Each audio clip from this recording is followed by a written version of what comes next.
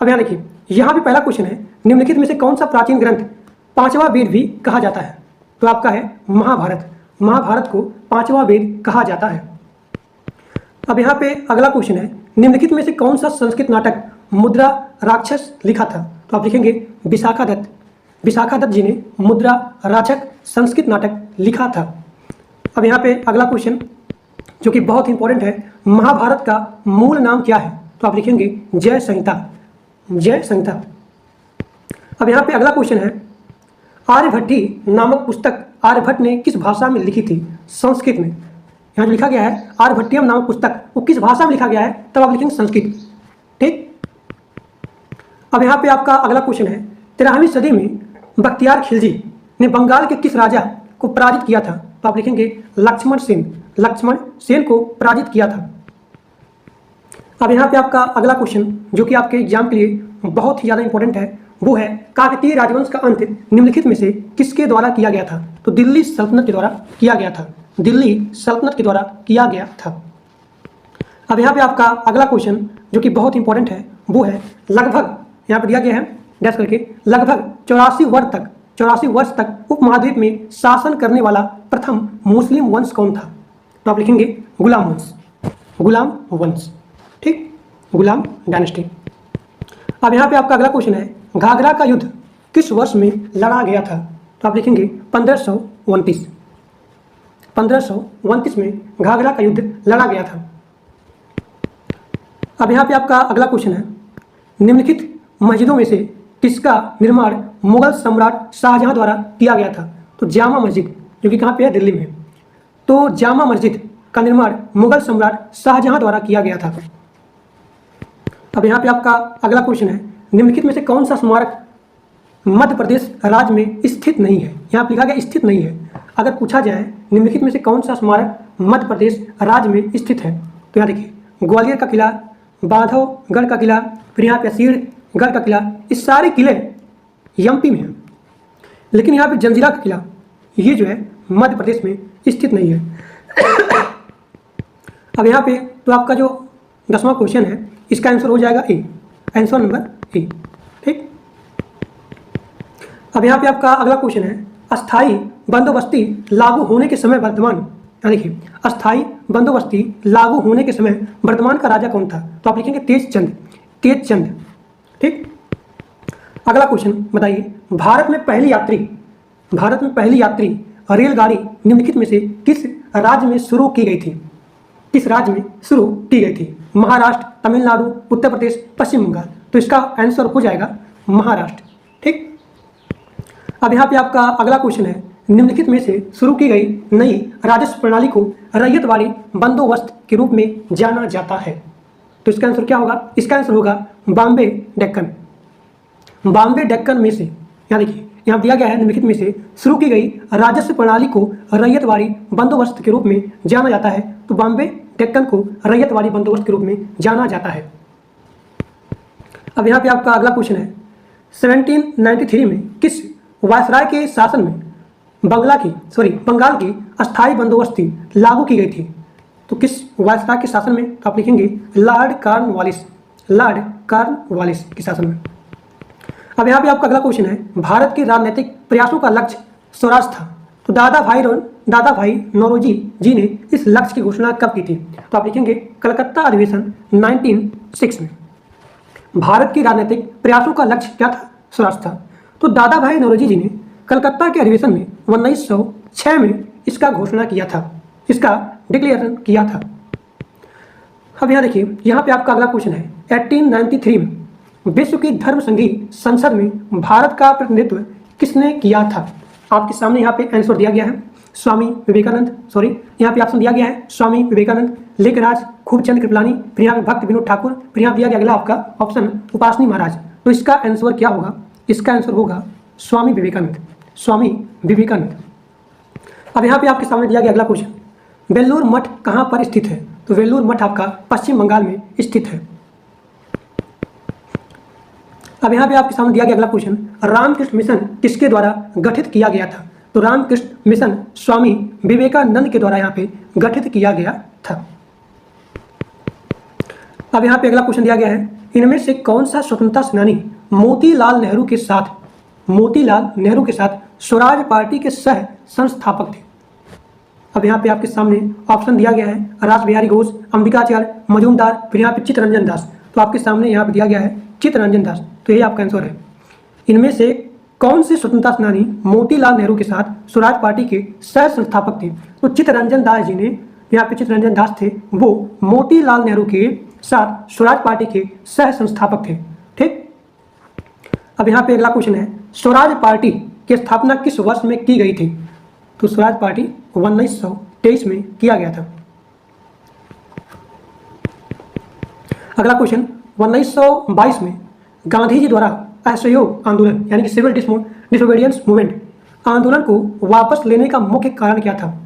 तो आप लिखेंगे, मुख्य कारण भीड़ में उत्तर प्रदेश के चौरी चौरा में एक पुलिस स्टेशन में आग लगा दी गई थी, इसीलिए इसको वापस लेना पड़ा। ठीक, तो इसका आंसर हो जाएगा आंसर नंबर ए।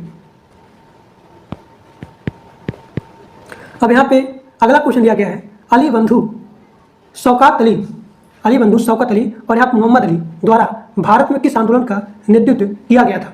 बताइए, इसका आंसर क्या होगा? तो इसका आंसर होगा खिलाफत मूवमेंट, खिलाफत आंदोलन, answer number D. Question number 25 आपका है, भारत के संविधान के परिप्रेक्ष्य में दिए गए कथनों में से कौन सा असंगत कथन को चिन्हित करें? तो आपका यह भारत की नियमावली पुस्तक है, सही।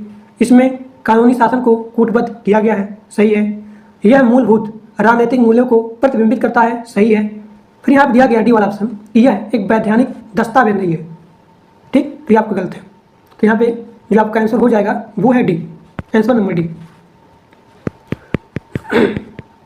अब यहाँ पे अगला क्वेश्चन दिया गया है, किस कैबिनेट मिशन ने भारतीय संविधान के निर्माण के लिए हेतु एक संविधान सभा का प्रस्ताव रखा था? तो आप लिखेंगे, this is the very very easy question and most important question. वो आपका है कैबिनेट मिशन योजना 1946। इसी में जो है भारतीय संविधान के निर्माण के लिए एक संविधान सभा का प्रस्ताव प्रतिबंध रखा गया था। ठीक, अब यहाँ पे अगला क्वेश्चन है, संविधान सभा के पहले सत्र का आयोजन 1946 में था। भारत का सर्वोच्च कानून किसे कहा जाता है? तो इंडियन कॉन्स्टिट्यूशन।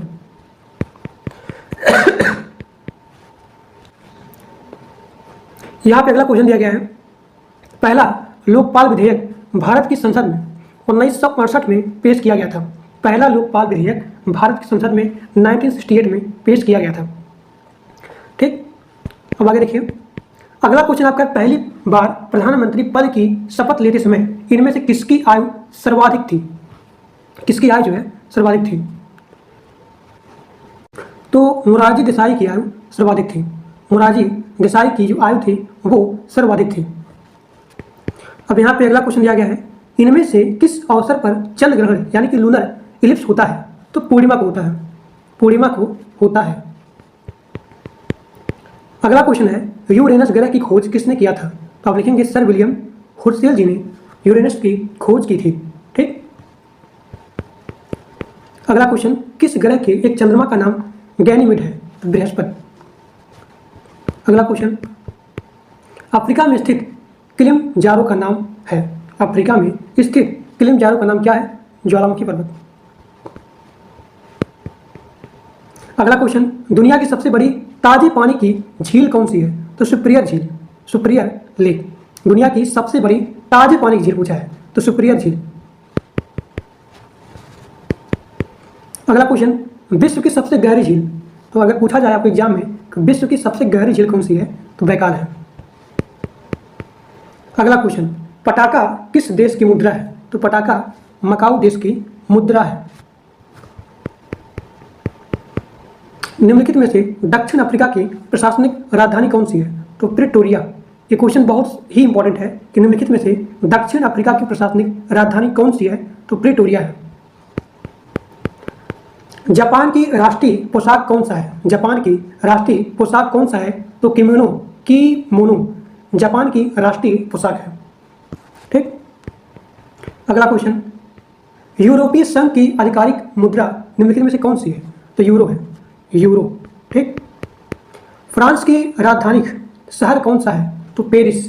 पेरिस जो है फ्रांस की राजधानी शहर है। अगला क्वेश्चन, कोलंबो किस देश की राजधानी है? कोलंबो किस देश की राजधानी है? तो कोलंबो श्रीलंका देश की राजधानी है। अगला क्वेश्चन, निम्नलिखित में से कौन सी बेलारूस की राजधानी है? तो आप लिखेंगे कि यहाँ पे मिन्स्क। निम्नलिखित में से कौन सी बेलारूस की राजधानी है? तो मिन्स्क है, मिन्स्क, MINSK, मिन्स्क।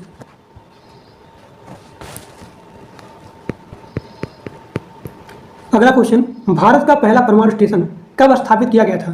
तो 1969 में। 1969 में भारत का पहला परमाणु स्टेशन स्थापित किया गया था। अगला क्वेश्चन, भारत में पहला नाभिकीय विद्युत संयंत्र कहाँ पर स्थित किया गया था? तो तारापुर में, तारापुर में। और एक क्वेश्चन बहुत ही ज़्यादा इंपॉर्टेंट है, this is very very very very most important. अब यहाँ पे आपका अगला क्वेश्चन और यहाँ पे लास्ट क्वेश्चन है कि भारतीय अर्थव्यवस्था को गति देने वाला परिवहन के मुख्य साधन क्या है? तो रेलवे। दोस्तों, जो लोग यूपी पुलिस कांस्टेबल का एग्जाम देने जा रहे हैं, तो आज मैं लेके आया हूँ यूपी से रिलेटेड टॉप 50 क्वेश्चन, जो कि आपके एग्जाम के लिए बहुत ही ज़्यादा इंपॉर्टेंट है। जब भी आप कोई भी एग्जाम देते हो यूपी का, तो कम से कम आपको यूपी से रिलेटेड क्वेश्चन को पढ़ के जाना चाहिए, क्योंकि ये सारे क्वेश्चन बहुत ही ज़्यादा इंपॉर्टेंट है। अब यहाँ देखिए, यहाँ पे पहला क्वेश्चन है, उत्तर प्रदेश को पूर्व में किस नाम से जाना जाता था? तो यूनाइटेड प्रोविंस, यूनाइटेड प्रोविंस के नाम से जाना जाता था। अब यहाँ पे दूसरा क्वेश्चन है, उत्तर प्रदेश में नागों का प्रधान केंद्र कौन सा था? तो मथुरा। उत्तर प्रदेश में नागों का प्रधान केंद्र कौन सा था? तो वो है मथुरा। अब यहाँ पे अगला क्वेश्चन है, उत्तर प्रदेश राज्य एक्ट पर गवर्नर जनरल द्वारा कब हस्ताक्षर किए गए? तो 7 दिसंबर 1947 को उत्तर प्रदेश राज्य एक्ट पर गवर्नर जनरल द्वारा कब साइन किए गए थे? तो 7 दिसंबर 1947 को। अब यहाँ पे अगला क्वेश्चन है, उत्तर प्रदेश पंचायत राज संशोधन अधिनियम कब पारित किया गया? तो 1994 में। एक बार फिर से पढ़ रहा हूँ ताकि सभी लोग को याद हो जाए। उत्तर प्रदेश पंचायत राज संशोधन अधिनियम कब पारित किया गया था? तो 1994। अब यहाँ पे अगला क्वेश्चन है, यूपी में मुख्यमंत्री पद पर सबसे अधिक समय तक रहने वाले व्यक्ति का नाम बताइए। तो गोविंद वल्लभ पंत। गोविंद वल्लभ पंत मुख्यमंत्री पद पर सबसे लॉन्ग टाइम पे थे। अब यहाँ पे अगला क्वेश्चन दिया गया है कि यूपी में सबसे कम समय तक कौन मुख्यमंत्री के पद पर थे? तो त्रिभुवन नारायण सिंह। देखिए, अगर पूछा जाए कि सबसे कम समय तक मुख्यमंत्री कौन थे, तो आप यहाँ लिखेंगे त्रिभुवन नारायण सिंह। अगर पूछा जाए लॉन्ग टाइम तक सबसे अधिक समय तक मुख्यमंत्री पद पर थे, तो गोविंद वल्लभ पंत, गोविंद वल्लभ पंत। अब यहाँ देखिए, यहाँ पे अगला क्वेश्चन है, उत्तर प्रदेश के राज्यपाल का नाम बताइए। तो आनंदीबेन पटेल। ठीक। अब यहाँ पे अगला क्वेश्चन है, उत्तर प्रदेश मुख्यमंत्री की नियुक्ति कौन करता है? उत्तर प्रदेश मुख्यमंत्री की नियुक्ति कौन करता है? तो राज्यपाल करते हैं। अब यहाँ पे अगला आपका है, उत्तर प्रदेश में राज्यपाल की नियुक्ति कौन है? मतलब यहाँ पे उत्तर प्रदेश में राज्यपाल की नियुक्ति कौन करता है? तो राष्ट्रपति। अब यहाँ पे अगला क्वेश्चन है, यूपी में स्थानीय स्वायत्त शासन का ढांचा किस प्रकार का है? तो त्रिस्तरीय, त्रिस्तरीय है। ठीक। यहाँ पे अगला क्वेश्चन है, उत्तर प्रदेश में विधानसभा को भंग करने का अधिकार किसे है? यानी कि जो यहाँ पे उत्तर प्रदेश का विधानसभा है, इसको डिजॉल्व करने का अधिकार किसके पास है? तो राज्यपाल के पास है, राज्यपाल के पास है। अब यहाँ पे अगला क्वेश्चन है, अशोक द्वारा निर्मित भारत का राज्य चिन्ह सिंह स्तंभ उत्तर प्रदेश में कहाँ पे है? तो सारनाथ में है, सारनाथ में सिंह स्तंभ है। ठीक। कभी कभी एग्जाम में आता है कि भारत का राज सिंह स्तंभ किसके द्वारा निर्मित है उत्तर प्रदेश में? तो आप लिखेंगे अशोक, अशोक द्वारा निर्मित भारत का राज चिन्ह सिंह स्तंभ है। ठीक। और वो कहाँ पे है? सारनाथ में है। अब यहाँ पे अगला क्वेश्चन है, गुप्त काल में उत्तर प्रदेश के कौन से नगर व्यवसाय, शिक्षा व कला के प्रमुख केंद्र थे? तो यहाँ पे मथुरा भी है, कौशाम्बी भी है, प्रयाग भी है, यानी कि आपका आंसर हो जाएगा आंसर नंबर डी। अब यहाँ पे क्वेश्चन नंबर 14 है, प्रथम स्वतंत्रता संग्राम कब हुआ था? प्रथम स्वतंत्रता संग्राम कब हुआ था? तो 1857, यानी कि 1857। यहाँ पे अगला क्वेश्चन है, विश्व प्रसिद्ध ताजमहल उत्तर प्रदेश के किस नगर में स्थित है? तो आपका आंसर हो जाएगा आगरा। देखिए, इस वीडियो को कंप्लीट करने के बाद अभी हम लेके आने वाले हैं 1000 question marathon UP police constable का previous year paper, total 1000 question, और ये सारे क्वेश्चन मिक्स होंगे। ठीक, अब यहाँ पे अगला क्वेश्चन है, बौद्ध धर्म की वज्रयान शाखा का उदय उत्तर प्रदेश में कहाँ पर हुआ? तो आप लिखेंगे सारनाथ। सारनाथ। एक बार फिर से पढ़ा क्वेश्चन को, बौद्ध धर्म की वज्रयान शाखा का उदय यूपी में कहाँ पे हुआ था? तो सारनाथ में। अब यहाँ पे अगला क्वेश्चन है, किस सन में यूपी उत्तर प्रदेश का नाम संयुक्त प्रांत रखा गया था? तो 1937 में। 1937 में उत्तर प्रदेश का नाम संयुक्त प्रांत रखा गया था। यहाँ पे अगला क्वेश्चन है, यूपी में 1857 की क्रांति का आरंभ सर्वप्रथम किस नगर में हुआ था? तो कानपुर में हुआ था। ठीक, एक बार फिर से देखिए, यूपी में 1857 की क्रांति का आरंभ सर्वप्रथम किस नगर में हुआ था? तो कानपुर में हुआ था। आगे देखिए, अब यहाँ पे अगला क्वेश्चन है कि यूपी भारतीय गणतंत्र का एक पूर्ण राज्य किस सन में बना था? तो 26 जनवरी 1950 को। अगला क्वेश्चन, यूपी के किसान आंदोलन का नेतृत्व किस नेता ने किया था? तो आप लिखेंगे पंडित जवाहरलाल नेहरू। पंडित जवाहरलाल नेहरू। अब यहाँ पे अगला क्वेश्चन, यूपी में काकोरी षड्यंत्र कांड कब हुआ था? ये क्वेश्चन बहुत ही ज़्यादा इंपॉर्टेंट है। ये सारे question top 50 question, this is the very very most important, और कई बार मल्टीपल टाइम आपके एग्जाम पूछा जाता है। तो क्वेश्चन पूछ रहा है कि उत्तर प्रदेश में काकोरी षड्यंत्र कांड कब हुआ था? तो 9 अगस्त 1925 को। 1925 को। उत्तर प्रदेश में चंद्रवार का प्रसिद्ध युद्ध कब हुआ था? तो 1194 में। यूपी में चंद्रवार का प्रसिद्ध युद्ध कब हुआ था? तो 1194 में।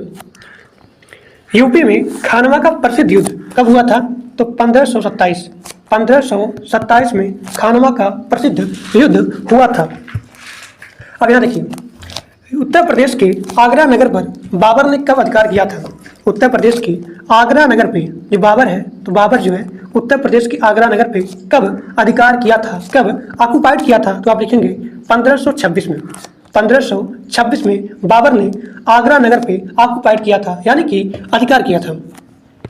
अब यहाँ पे अगला क्वेश्चन है, यूपी में सामूगढ़ का प्रसिद्ध युद्ध कब हुआ था? तो 1658 में। Answer number C. Uttar Pradesh में प्रसिद्ध बुलंद दरवाजा कहाँ स्थित है? तो फतेहपुर सीकरी। फतेहपुर सीकरी। उत्तर प्रदेश में चौखंडी स्तूप कहाँ पे स्थित है? तो आप लिखेंगे सारनाथ। उत्तर प्रदेश में चौखंडी स्तूप कहाँ पे स्थित है? तो सारनाथ में स्थित है। उत्तर प्रदेश में अयोध्या स्थित शिलालेख किस काल का है? तो आप लिखेंगे शुंग काल। शुंग काल। ये क्वेश्चन भी this is the very very most important, और ये क्वेश्चन आपके एग्जाम में आ भी सकता है कि यूपी में अयोध्या में स्थित शिलालेख किस काल का है? तो शुंग काल का है। उत्तर प्रदेश में मुगल कालीन लाल किला कहाँ पर स्थित है? तो आगरा में स्थित है। उत्तर प्रदेश में मुगल कालीन लाल किला कहाँ पर स्थित है? तो आगरा में स्थित है। यूपी के मथुरा नगर में किस शासक का स्तंभ लेख स्थित है? तो अशोक। अशोक। ठीक, यूपी के मथुरा नगर में किस शासक का स्तंभ लेख है? तो अशोक का है। अब यहाँ पे अगला क्वेश्चन है कि उत्तर प्रदेश में अकबर की रानी जोधाबाई का महल कहाँ पर स्थित है? तो फतेहपुर सीकरी। फतेहपुर सीकरी। अब यहाँ पे अगला क्वेश्चन है कि उत्तर प्रदेश के निम्नलिखित में से किस नगर में दिया सलाई बनाने का कारखाना नहीं है? एक बार फिर से देखिए, उत्तर प्रदेश के किस नगर में दिया सलाई बनाने का कारखाना नहीं है? देखिए, आगरा में नहीं है, बरेली में भी है, इलाहाबाद में भी है, और यहाँ पे सहारनपुर। बरेली, इलाहाबाद और यहाँ पे सहारनपुर, यहाँ पे दिया सलाई बनाने का इंडस्ट्री है, बल्कि आगरा में यहाँ पे दिया सलाई बनाने का जो इंडस्ट्री है वो नहीं है। अब यहाँ पे अगला क्वेश्चन है कि उत्तर प्रदेश के किस जिले में त्रिवेणी स्ट्रक्चरल लिमिटेड कारखाना स्थित है? उत्तर प्रदेश के किस जिले में त्रिवेणी स्ट्रक्चरल लिमिटेड कारखाना है? तो वो है इलाहाबाद में। इलाहाबाद में। उत्तर प्रदेश में सीमेंट के कारखाने का जो लोकेशन है वो कहाँ पे है? तो चुर्क व डल्ला में है। उत्तर प्रदेश में सीमेंट के कारखाने कहाँ पर स्थित हैं? तो वो है चुर्क व डल्ला। उत्तर प्रदेश का सूक्ष्म यंत्र बनाने का प्रमुख औद्योगिक केंद्र कौन सा है? यूपी के सूक्ष्म यंत्र बनाने का प्रमुख जो यहाँ पे औद्योगिक केंद्र है वो कहाँ पे है? तो आप लिखेंगे लखनऊ में है। लखनऊ में है। उत्तर प्रदेश में मान्यता प्राप्त स्टॉक एक्सचेंज है वो कहाँ पे है? कानपुर में। उत्तर प्रदेश में मान्यता प्राप्त स्टॉक एक्सचेंज कहाँ पे है? कानपुर में है। अगला क्वेश्चन, उत्तर प्रदेश में संभागों में विभक्त है। उत्तर प्रदेश कितने संभागों में विभक्त है? तो वो है 18। अब यहाँ पे अगला क्वेश्चन है, उत्तर प्रदेश के जिलों का सबसे बड़ा अधिकारी क्या कहलाता है? तो जिलाधीश। ठीक, आगे देखिए, यूपी के काउंसिल ऑफ मिनिस्टर यानी कि मंत्रिपरिषद किसके प्रति उत्तरदायी होते हैं? तो विधानसभा के। जो काउंसिल ऑफ मिनिस्टर होते हैं, these are the responsible on the Vidhan Sabha, legislative assembly. पूरे उत्तर प्रदेश को कुल कितने निर्वाचन क्षेत्रों में विभाजित किया गया है? तो 404। अगला क्वेश्चन, उत्तर प्रदेश के किस संस्थान पर महात्मा बुद्ध ने निर्माण प्राप्त किया था? तो कुशीनगर। उत्तर प्रदेश के किस संस्थान पर महात्मा बुद्ध ने निर्माण प्राप्त किया था? तो कुशीनगर। प्रसिद्ध दशावतार मंदिर यूपी में कहाँ पे है? तो देवघर में है। प्रसिद्ध दशावतार मंदिर यूपी में कहाँ पे है? तो देवघर। अब यहाँ पे अगला क्वेश्चन है, उत्तर प्रदेश के प्रसिद्ध संगीतज्ञ स्वामी हरिदास किस मुगल शासक के समकालीन थे? तो वो है अकबर। उत्तर प्रदेश के प्रसिद्ध संगीतज्ञ स्वामी हरिदास किस मुगल शासक के समकालीन थे? तो वो है अकबर। अब यहाँ पे अगला क्वेश्चन है, उत्तर प्रदेश में सर्वाधिक प्रचलित लोक नृत्य निम्नलिखित में से कौन सा है? तो नौटंकी। क्वेश्चन नंबर 45, उत्तर प्रदेश का कौन सा लोक नृत्य गुजरात के डांडिया नृत्य जैसा है? तो वो है पाई डंडा। पाई डंडा। यहाँ पे अगला क्वेश्चन है, यूपी का छोलिया नृत्य गति किस जात में प्रचलित है? तो राजपूत। यूपी का जो छोलिया नृत्य गति किस जाति में प्रचलित है? तो राजपूत में है। अब यहाँ पे अगला क्वेश्चन आप देख सकते हैं, लखनऊ है। यूपी की वर्तमान राजधानी कौन सा नगर है? तो लखनऊ है। और यहाँ पे अगला क्वेश्चन है, पूर्वी उत्तर प्रदेश में अंग्रेजों के विरुद्ध विद्रोह का नेतृत्व किसने किया था? तो Tatya Tope. This is the very very most important. अब यहाँ पे अगला क्वेश्चन है, 1905 के बनारस अधिवेशन की अध्यक्षता किसने की थी? तो बनारस। एक सेकंड, यहाँ पे क्वेश्चन क्या है कि 1905 के बनारस अधिवेशन की अध्यक्षता किसने की? तो यहाँ पे बनारस। अब यहाँ पे देखिए, औरंगजेब ने अपने भाई शुजा को प्रदेश के किस नगर के निकट पराजित किया था? तो इलाहाबाद। औरंगजेब ने अपने भाई शुजा को किस प्रदेश के निकट पराजित किया था? तो इलाहाबाद।